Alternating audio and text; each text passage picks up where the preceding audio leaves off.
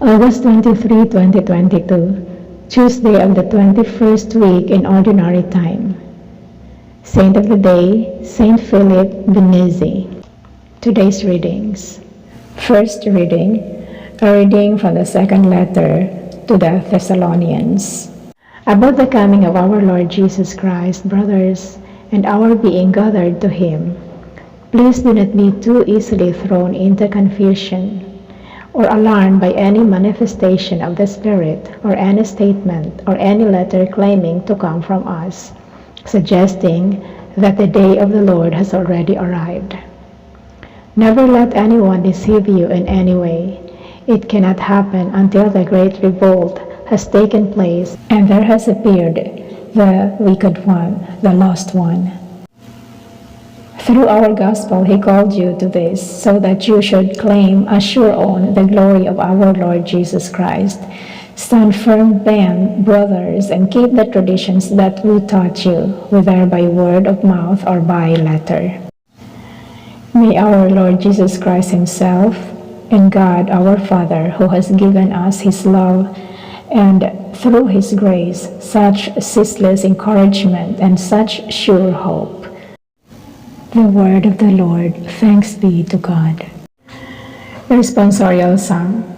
The Lord comes to judge the earth.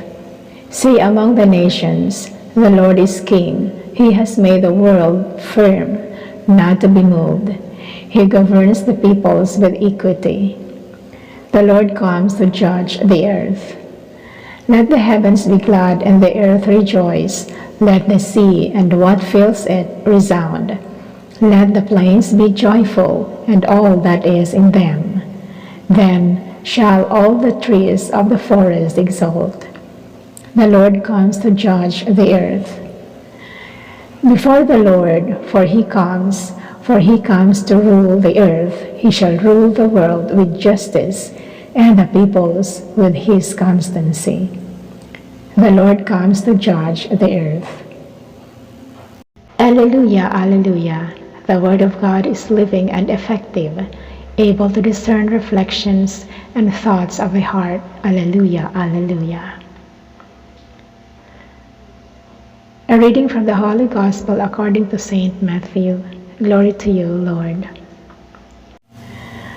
Alas for you, scribes and Pharisees, you hypocrites!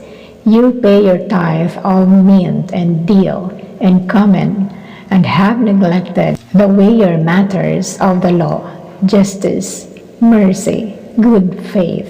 This you should have practiced, those not neglected. You blind guides, straining out gnats and swallowing camels. Alas for you, scribes and Pharisees, you hypocrites! You clean the outside of cup and dish, and leave the inside full of extortion and intemperance.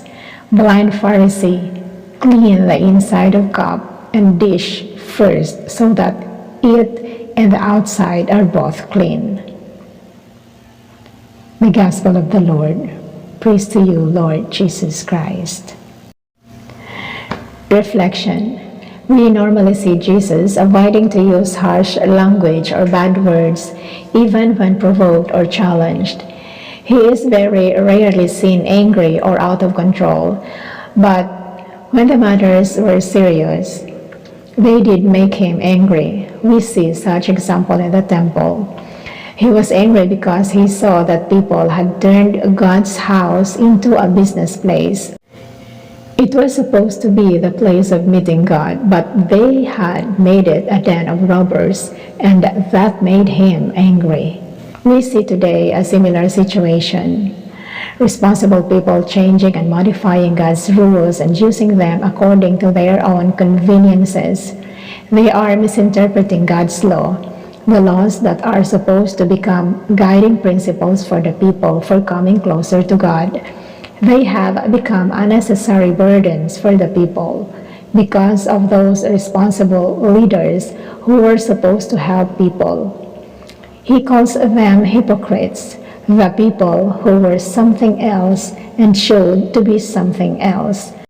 That makes God angry. Does any of my behavior make God angry.